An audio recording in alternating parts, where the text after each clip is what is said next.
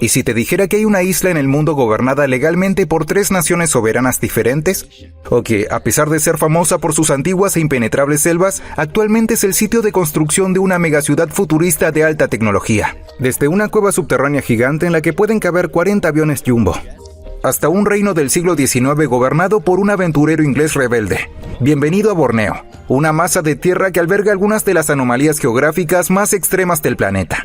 Aquí tienes 15 increíbles datos geográficos que no conocías sobre Borneo. Borneo es una masa de tierra de proporciones asombrosas, con aproximadamente 743.000 kilómetros cuadrados. Tiene el título de la isla más grande de Asia y la tercera más grande del mundo, solo superada por Groenlandia y Nueva Guinea. Ubicada en el corazón del sudeste asiático marítimo, está rodeada por el mar de China Meridional, el mar de Sulu, el mar de Celebes y el mar de Java. Su enorme tamaño determina su clima complejo y su inmensa biodiversidad. La colosal extensión de la isla significa que posee un vasto interior que sigue siendo increíblemente remoto incluso hoy. Rodeada de pantanos costeros y manglares, esta inmensa huella geográfica permite una topografía increíblemente diversa, desde extensas selvas tropicales de tierras bajas hasta picos alpinos imponentes. Para los entusiastas de la geografía, Borneo es más que una isla. Es un mini continente en sí mismo, con extremos geográficos que siguen cautivando a exploradores y científicos por igual.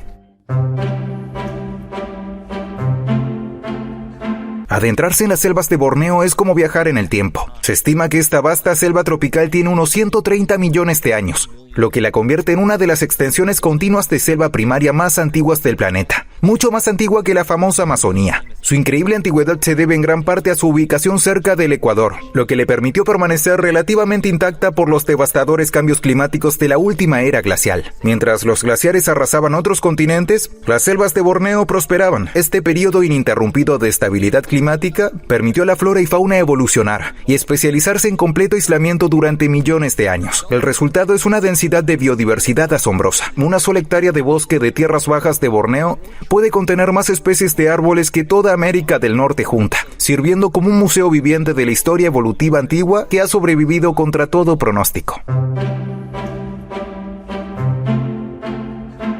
Oculta bajo los escarpados pináculos de piedra caliza del Parque Nacional Gunung Mulu, en el estado malasio de Sarawak, se encuentra una maravilla subterránea, la Cámara de Sarawak, descubierta en 1981 por un equipo de espeleólogos británicos. Ostenta el récord de ser la cámara de cueva más grande del mundo por superficie. La magnitud de este vacío subterráneo es difícil de comprender. Mide aproximadamente 600 metros de largo, 435 metros de ancho y hasta 115 metros de alto. La cámara es tan increíblemente colosal que podría albergar fácilmente 8 aviones Boeing 747 en fila. Alternativamente, podrías colocar varias réplicas de la Catedral de San Pablo dentro, con espacio de sobra. Llegar a la cámara es un desafío físico agotador que requiere nadar por un río subterráneo traicionero, manteniendo esta obra maestra geológica en gran parte intacta y envuelta en una oscuridad perpetua y resonante. Perforando las nubes a una altitud de 4.095 metros, el monte Kinabalu es el techo indiscutible de Borneo y el pico más alto de Malasia. Ubicado en el estado norteño de Sabah, este colosal domo de granito es un sitio del Patrimonio Mundial de la UNESCO y una maravilla de la geografía física. Lo que realmente distingue al monte Kinabalu no es solo su altura impresionante, sino su papel como una isla biológica en el cielo. La montaña exhibe una tasa increíblemente alta de endemismo botánico. Al acceder desde las tierras bajas tropicales hasta los helados prados alpinos, se atraviesan zonas ecológicas distintas que albergan más de 5.000 especies de plantas. Es particularmente famoso por su variedad de plantas carnívoras, incluidas las gigantescas Nepenthes raya, que producen trampas tan grandes que pueden contener más de 3 litros de agua y ocasionalmente consumir pequeños vertebrados. El aislamiento físico de Borneo del continente asiático lo ha transformado en un crisol de divergencia evolutiva, resultando en una biosfera llena de especies endémicas extrañas y maravillosas que no se encuentran en ningún otro lugar del mundo. El rey indiscutible de la isla es el orangután de Borneo, un gran simio altamente inteligente, perfectamente adaptado a una vida suspendida en el dosel de la selva. En los manglares costeros se puede encontrar al cómico mono narigudo, reconocible al instante por su enorme nariz colgante y por la barriga del macho. Más allá de sus famosos primates, Borneo también alberga el críticamente amenazado elefante pigmeo, la subespecie de elefante más pequeña del mundo. El mundo botánico es igualmente extraño, encabezado por la parasítica Rafflesia arnoldi. Sin hojas, tallos ni raíces verdaderas, emerge del suelo de la selva para florecer en la flor individual más grande del mundo, emitiendo un hedor putrefacto de carne en descomposición para atraer moscas carroñeras para la polinización. Vamos a ver el evento geográfico antiguo que dejó varados a muchos animales extraños en esta isla en un momento. Para entender la geografía de Borneo hoy, debes mirar la época del Pleistoceno, la última era glacial. Hace cientos de miles de años, los niveles del mar eran cientos de metros más bajos porque grandes cantidades de agua estaban atrapadas en los casquetes polares. Durante este tiempo, Borneo no era una isla en absoluto. Estaba físicamente unida al sudeste asiático continental, formando el borde oriental de una colosal masa de tierra continua, conocida como Sundaland. Este antiguo puente terrestre permitió la migración libre de flora y fauna desde el continente asiático hasta lo que ahora es el archipiélago malayo. Cuando el hielo se derritió y los niveles del mar subieron, los puentes terrestres inundaron, aislando a Borneo. Este fenómeno geográfico e histórico explica perfectamente por qué una isla a miles de kilómetros del continente asiático comparte grandes mamíferos placentarios como elefantes, rinocerontes y osos malayos con países como India y Tailandia.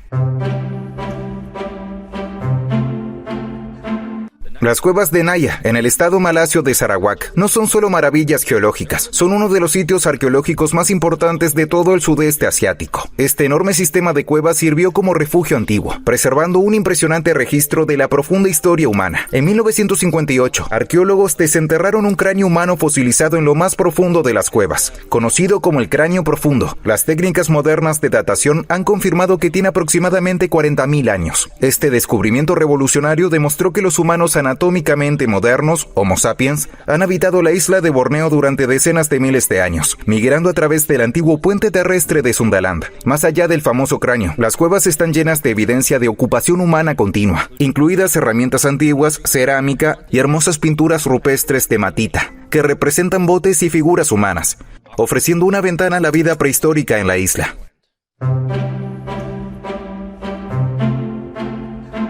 A mirar un mapa moderno, la nación de Brunei aparece como una pequeña mancha discontinua en la costa norte de Borneo. Sin embargo, su tamaño actual oculta su vasta geografía histórica.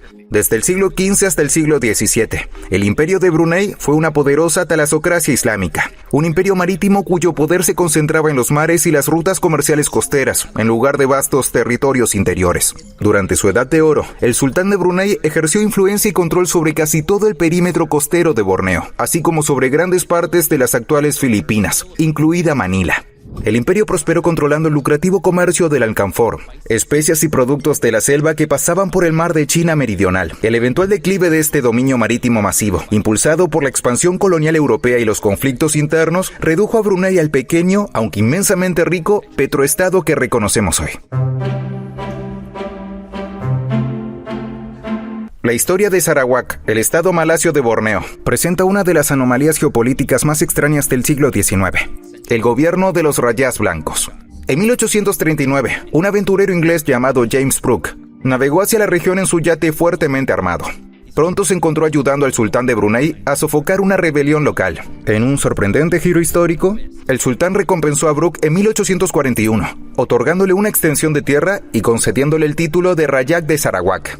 Brooke y sus dos sucesores, Charles y Vinir Brooke, gobernaron Sarawak como su propio reino soberano privado durante más de un siglo, operando independientemente del Imperio Británico durante décadas. Estos monarcas ingleses expandieron su territorio por el norte de Borneo, acuñaron su propia moneda y crearon un sistema legal único que mezclaba la ley europea con las costumbres indígenas antes de cederlo a Gran Bretaña después de la Segunda Guerra Mundial.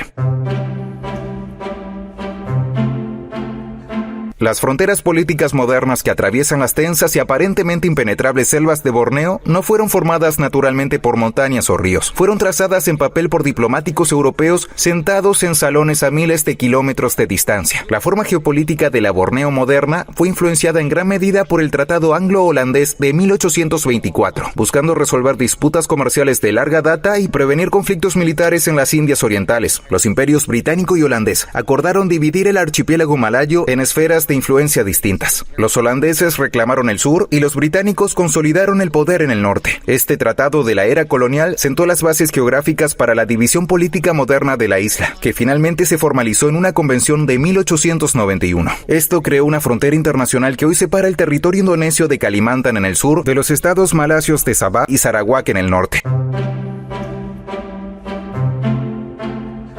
Borneo tiene un título completamente único en el ámbito de la geografía humana global.